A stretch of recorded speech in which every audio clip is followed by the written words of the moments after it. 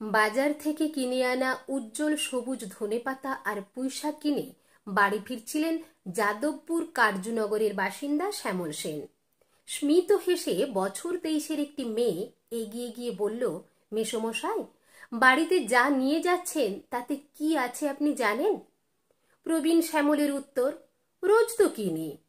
এতে আর কি থাকবে, গিন্নি ধুয়ে পুঁইশাক রান্না করবে আর ধনে পাতাটা একটু ধুয়ে পাবদার ঝোলে ছড়িয়ে দেবে, এর মধ্যে কোনোদিনও কিছু তো পাইনি। মেয়েটি বিনীত স্বরে অনুরোধ করল একটু সময় চেয়ে।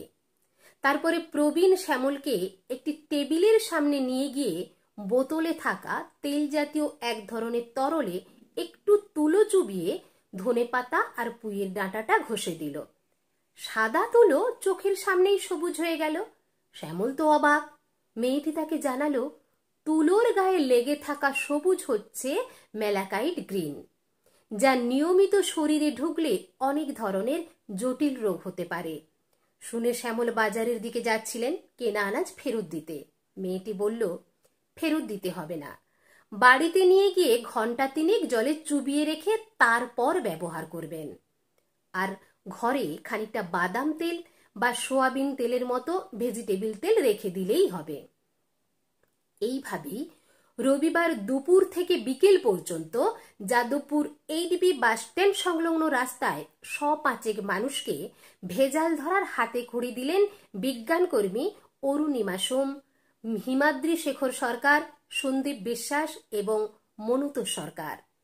পশ্চিমবঙ্গ বিজ্ঞান মঞ্চ নিয়ন্ত্রিত যাদবপুর বিজ্ঞান কেন্দ্রের এই উদ্যোগে বিজ্ঞান কর্মীরা বলেছিলেন, মানুষ দৈনন্দিন যেসব খাবার খাচ্ছেন তাতে ভেজাল আছে কিনা তা জানার জন্য সবসময় ল্যাবরেটরিতে যাওয়ার দরকার হয় না।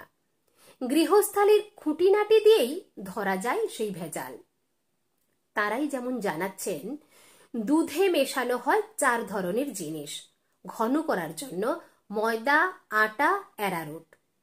কয়েক ফোঁটা বেটাডিন ফেলে দিলেই দুধ নীলচে হবে, বোঝা যাবে এতে আটা, ময়দা বা অ্যারারুট মেশানো আছে।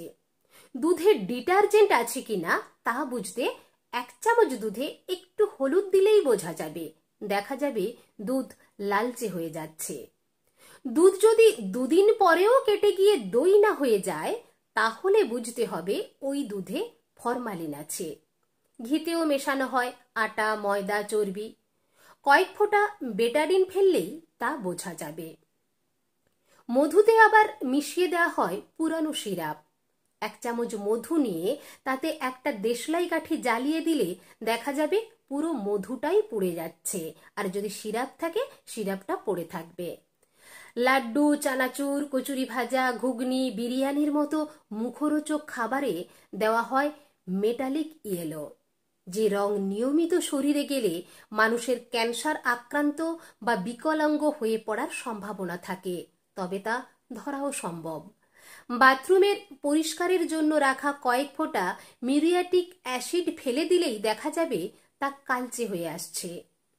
যাদবপুর বিজ্ঞান কেন্দ্রের সম্পাদক সম্রাট মুখোপাধ্যায় বলেন, আমাদের এই আয়োজনে যদি একজন মানুষও উপকৃত হন তাহলে সেটাই আমাদের সাফল্য। আমি ফেসবুক থেকে এই মেসেজটি পেয়েছি। এই মেসেজটি পাওয়ার পর আমি একটা ভিডিও বানালাম। আমার এই ভিডিওটা যদি আপনারা শেয়ার করে অনেক মানুষের মধ্যে ছড়িয়ে দেন তাহলে কিছু মানুষ অন্তত উপকৃত হবে, যাতে আমরা ভেজালের হাত থেকে নিজেদেরকে একটু রক্ষা করতে পারবো এবং নিজেরা আগামী দিনে কিছুটা হলেও সুস্থ থাকতে পারবো। ধন্যবাদ।